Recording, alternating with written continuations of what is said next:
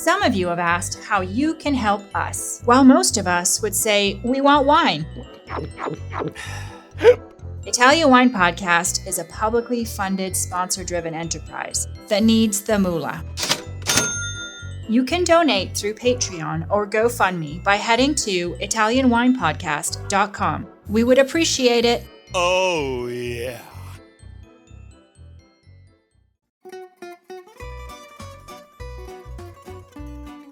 Welcome to Wine, Food and Travel with me, Marc Millon, on Italian Wine Podcast. Listen in as we journey to some of Italy's most beautiful places in the company of those who know them best, the families who grow grapes and make fabulous wines. Through their stories, we will learn not just about their wines, but also about their ways of life, the local and regional foods and specialities that pair naturally with their wines, and the most beautiful places to visit. We have a wonderful journey of discovery ahead of us, and I hope you will join me.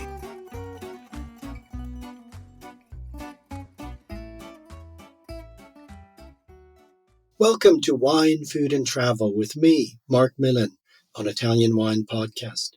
Today it's my great pleasure to welcome Anissa Helou, chef, consultant, acclaimed food writer who I have long admired, who has introduced readers above all to the many and diverse cuisines of the Levant and the Middle East.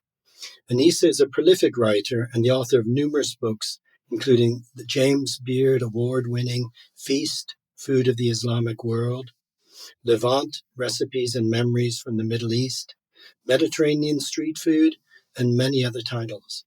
Welcome, Anissa. Thank you very much for being my guest today. How are you? I'm very well. Thank you for having me. Now, you're en route at this moment. I'm catching you neither in your London nor your Trapani house. No, I'm actually in Milano, and having come back from a ride from Marrakesh, and before that I was in Lebanon and in Turkey. So I've been on a roll, really traveling everywhere. Oh my goodness. Now, I know you have had and you continue to have a rich and varied life. Can you share with us a little bit about your background, about where you grew up? Well, I'm half Lebanese, half Syrian, but I was born and brought up in Lebanon, in Beirut, actually. And I spent my summers, or most of my summers, in Syria, in my father's kind of homeland, which is called Helou, Mashta el Helou. And so my first 21 years, or the first 21 years of my life were spent in the Middle East. I mean, between Lebanon and Syria, but mostly in Lebanon. And when I was like a teenager, I've always been interested in food, to be honest. I've always been my mother's and my grandmother's kitchen past, and my aunt in Syria as well. I saw everything. I was very curious about everything they did. And of course, I wanted to taste everything. But my interest in food until I started writing about food was purely hedonistic, not at all cultural or kind of, wanting to research it or just wanting to enjoy it and find out about it. And most of the time I didn't cook. In fact, when I was very young, I didn't want to cook at all because I didn't want to be domesticated. Okay. So you were, I guess, just absorbing all these exciting and wonderful foods that for you were home cooking, both in Beirut and in Helou in Syria. Yeah. I mean, and it's very interesting because when I finally decided to start cooking, it was during the civil war in Lebanon at a time when there were no communications. There were about 6 months during the civil war when you couldn't call back. I mean, I couldn't call my mother. And it turns out that I knew how to cook mainly because I had watched them, my mother, my grandmother, my aunt, and whoever I knew, I had watched them cook. And so I had learned basically by osmosis. Okay, so you were by then studying in London, is that right? Yeah, I left Lebanon at 21. And what year was that, Anissa? 73. It was 2 years before the Civil War. Just before the Civil War. And first I did a short course in interior design, and then I decided that I didn't want to be an interior designer. And then I did the Sotheby's Works of Art course. And for 20 years after that, I worked in the art world. First at Sotheby's and then on my own as an art consultant. Okay. So the Beirut that you grew up in was a beautiful cosmopolitan city with a European outlook as well as a Middle Eastern one. And I guess there was a wonderful mix of cuisines. Well, yes. I mean, Lebanese cuisine. I mean, I mostly ate Lebanese food when I was in Lebanon, but there were, when I used to go to the Saint Georges, which was the kind of fancy beach sort of resort, we would either eat Lebanese or we would eat European food, Western food. But it was Lebanon in those days. I'm one of the very few who doesn't think that Beirut is a beautiful city.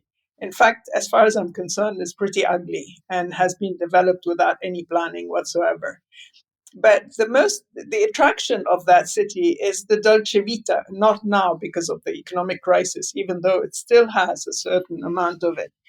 But in those days, it was a kind of, a very pleasant city to live in, albeit very provincial, because it was small and there wasn't enough culture. But we did, there was the Baalbek festival. I mean, there were things happening in Lebanon that were very interesting. What about the Lebanese wine industry? Of course, Lebanon is a wine producing country that goes back thousands of years. This is one of the cradles of wine. Was wine part of um, society and culture growing up and family? Not necessarily family, because my parents didn't drink and I didn't drink until I left Lebanon, and in fact, a little bit later. But wine has been, I mean, is very much part of Lebanese kind of, let's say, culinary and wine culture. And there are great wines that are produced there. I still favor the sort of classic Chateau Musard that everybody knows. But there are many, many more, many more wine growers and, winemakers who produce beautiful wines. And who continued to produce them even under the most extreme circumstances during the war. Absolutely. They never stopped. I mean, Chateau Musard was one of the was exceptional. I mean, others as well, but nobody stopped producing wine during the Civil War.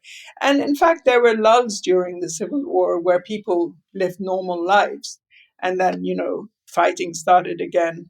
But this said, the city was very destroyed, and a lot of the country, and a lot of people were killed.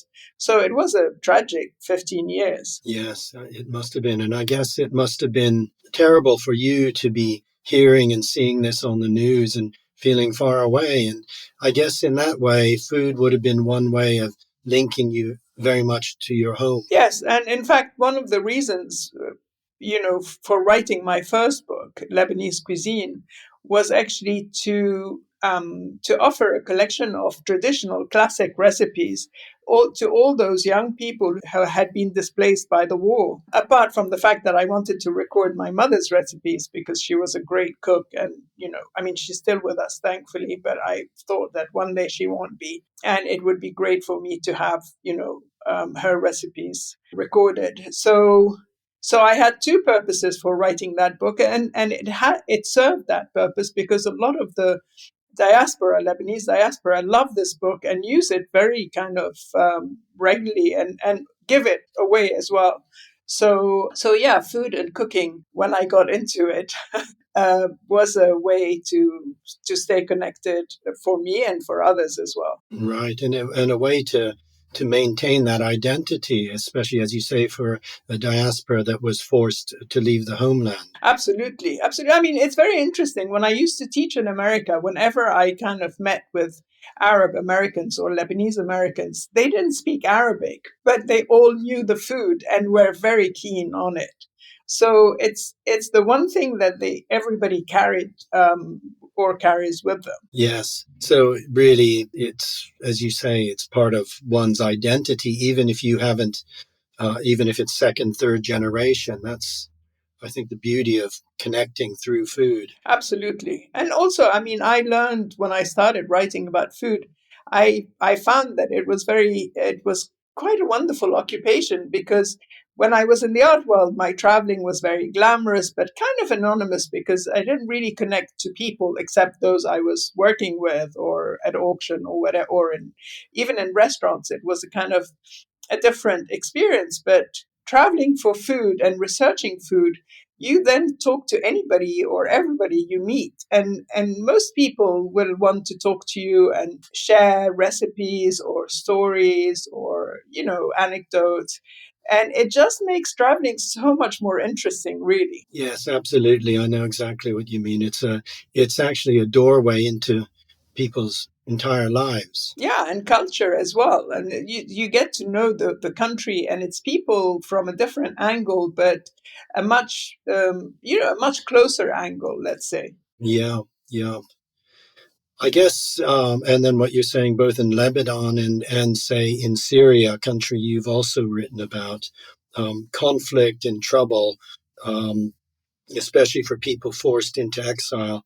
That preparation and enjoyment of traditional dishes has a real heightened importance and poignancy. Italian Wine Podcast. If you think you love wine as much as we do, then give us a like and a follow anywhere you get your pods.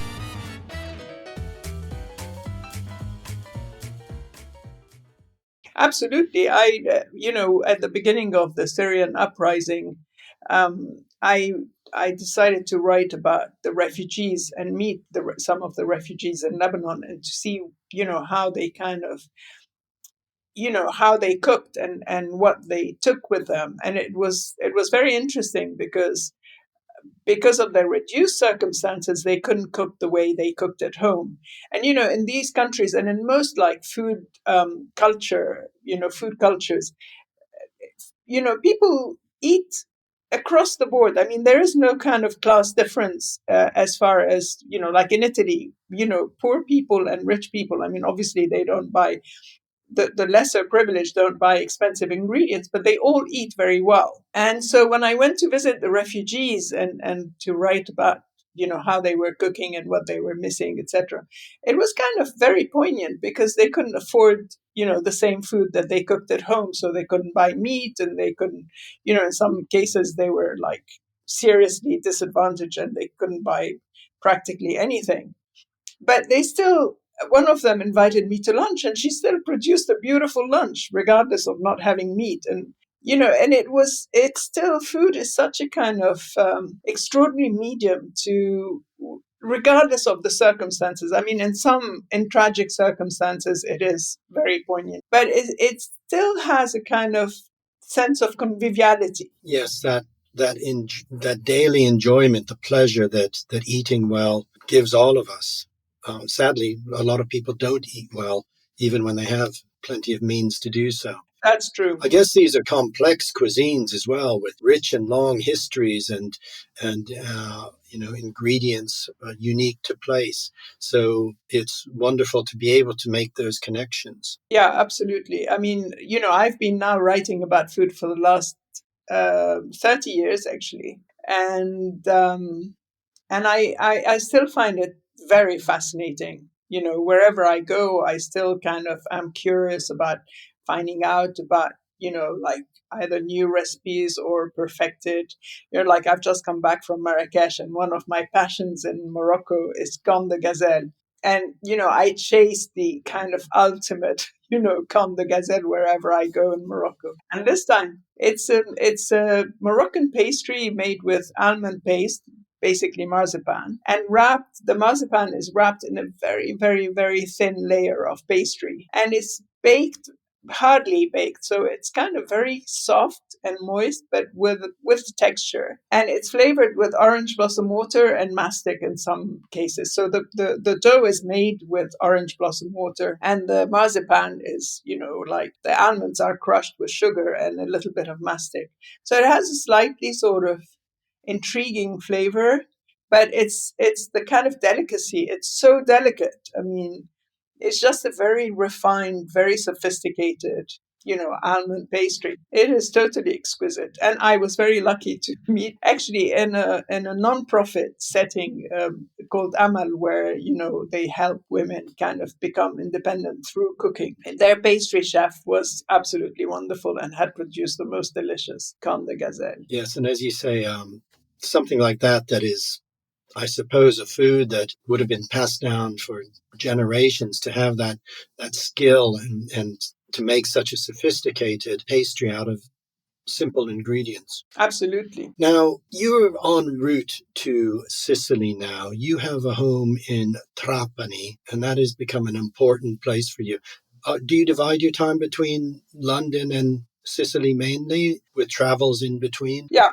I mean, I spend the summer in London because it's too hot in Sicily, but I like being in Sicily also because Sicily, I mean, apart from the fact that it's a very beautiful island, the food there is very interesting. The produce is as close to what I was brought up with as possible. And in fact, that's one of the reasons why I chose Sicily, because I'm sure you know Mary Taylor Simetti, who's a great friend of mine and has written the book on Sicilian food. And so I went to visit her for the olive harvest. And it kind of hit me that it was like going to Anissa Helou. I mean, different circumstances, different landscape, obviously. But the approach to seasons and the attention to seasonal produce and great produce and, kind of a real attention to how dishes are cooked and what ingredients are used and everything, it kind of hit me that that was the perfect place for me to go, like going home without going home. That's so interesting. I know Mary well and her daughter Natalia. So I've been to their farm on a number of occasions, and there's a real naturalness to everything that they're doing. But of course, I guess part of the attraction for you is this melting pot cuisine that's so exciting about Sicily, a cuisine that's different from any other region in Italy due to the history of this largest island in the Mediterranean. Absolutely. I mean, the Arab influences are kind of not that noticeable, but you still as you say, it's very interesting because the cooking, Sicilian food and cooking is very different from mainland Italy, whatever the region. And the combination of sweet and savory, the use of breadcrumbs, and the almond pastries as well, although they're different from the Moroccan ones or whatever is made in Lebanon or Syria. There's this kind of connection, really. Yes, the Arabs brought so much. They were really enlightened agronomists when they were in the island for 200 years, introducing citrus, irrigation, sugar. I think a lot of vegetables. Funnily enough, I was discussing it with Mary to see if we could write something about, the sort of influences. And we decided that it was quite difficult because, well, it was, I mean, they had left a long time ago, but also the cooking had developed. And it was kind of not that easy to find direct references to various Arab dishes, let's say. But the general, I mean, principles you could, like the combination of sweet and savory, which is not that common in mainland, in the rest of in the rest of Italy. The use of... Isn't there a theory that the Arabs actually introduced pasta? Well, that's a kind of, I don't know if it's true or not. Charles Perry actually wrote about it for one of the symposium. He wrote a paper for one year at the symposium, the Oxford Symposium of Food and Cookery. But I have a terrible memory, so I don't remember exactly. But I think it's kind of it's debatable. I think it's more likely than Marco Polo. I think the Marco Polo theory has been kind of discredited, really. Yes. Now, you're on the west of Sicily in Trapani by beautiful Erice, one of my favorite places, that wonderful hill town that overlooks the sea. What about the cucina trapanese? Are there particular dishes that you enjoy, ingredients that you enjoy? Well, one of my favorite dishes actually in Trapani is not couscous, but the pesto trapanese, which is very different from the pesto genovese. And I discovered it there. I didn't know it before. And So this is made with tomatoes and is it almonds? yeah, almonds, lots of garlic, tomatoes, almonds, and basil, and of course olive oil. But it's the really serious cooks will tell you that it can't be made in a food processor. It has to be made by hand. But it has a wonderful texture because the almonds are a lot harder than the pine nuts, in the pesto genovese.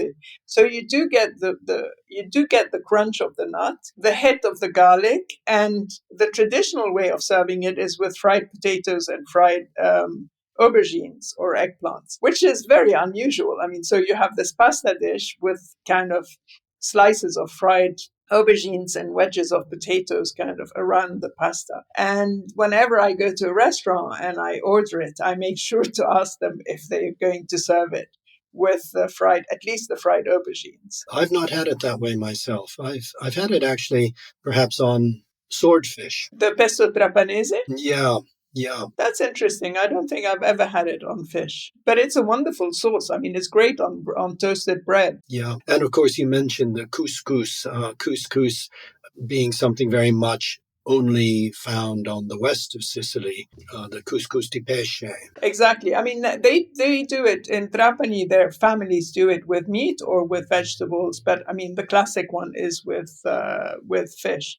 I'm not desperately keen on that. I mean, it's much closer to the Tunisian couscous, and I'm sure that is the kind of reference, than to the Moroccan one. And the couscous in Trapani is different from the North African couscous because it's more grain than, pasta, because the North African is grains of semolina, covered with flour, with sprinkling with water. Whereas I think the couscous, the Sicilian couscous is kind of cracked grain. I'm not going to swear to it, but I'm almost sure it is. Yes, I've seen people bringing a chef in Mazzara del Valle, bringing it together with a semolina, I think, and water and just working it and almost tossing it in his hands, and gradually the grains come together, and then of course he steams that. Yeah, it's a bit coarser and has a little bit more texture. Quite coarse, but it's very good. And also there are lots of different things that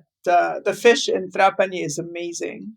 But I mean, there are other coastal towns where the fish and the raw shrimp, from Mazzara del Vallo, they're the best. That's where they are. Oh, the gambero rosso. Yeah, absolutely. Now, Anissa, you're not just a writer, you're also a teacher. You have a cooking school in London. Do you have plans for something similar in Sicily? Well, I bought a beautiful piece of land. In fact, that was the first thing I bought in Sicily, just under Erice, with the most spectacular view. And it has a ruin on it, which I'm going to restore and turn into a cooking school. And I've started planting, fruit trees and olive trees and almonds and pistachios on the land. So hopefully in the next couple of years, I will have a cooking school there. And then I will do courses and maybe kind of culinary tours as well. I don't have my cooking school in London anymore because I sold my loft, where I had this beautiful kitchen. But I teach occasionally. Like now, when I was in Marrakesh, I did a couple of demonstrations. One, because I was invited for the first Marrakesh Book Festival. And so I did a class in the cooking school of the La Maison Arabe. And then I went to Amal, this kind of non-profit organization. And I cooked with the ladies there. So it was really interesting. Now, Anissa, can we look forward to a book on the cucina siciliana? No, because I don't feel confident enough to write about Sicilian food myself. Because, I mean, even though I partly live there, and I know enough, but not, I know a lot, but not enough to write a book. But my next book is on regional Lebanese food. Oh, interesting. It'll be quite interesting because I'll link it to the different religions and the history. So it'll be kind of historical, but at the same time, a cookbook. Oh, fascinating. And it's a kind of unusual angle because not very many people, most people think of Lebanon, like tiny country. There isn't that much difference. It's a great cuisine, but, they know the classics. So I'm going to kind of delve deeper into it and find the connection, historical connections, religious connections, where the dishes came from, what influences. So I'll be spending a lot of time in Lebanon, researching the book and then Sicily testing the recipes. Oh, wonderful. Well, we'll look forward to that. Anissa, it's been a real pleasure spending some time with you this morning, learning about your rich and vibrant life and work. Thank you so much for being our guest today, and I wish you all the best. Thank you. It was lovely to talk to you. We hope you enjoyed today's episode of Wine, Food and Travel with me, Marc Millon, on Italian Wine Podcast. Please remember to like, share and subscribe right here or wherever you get your pods. Likewise, you can visit us at ItalianWinePodcast.com. Until next time, chin chin.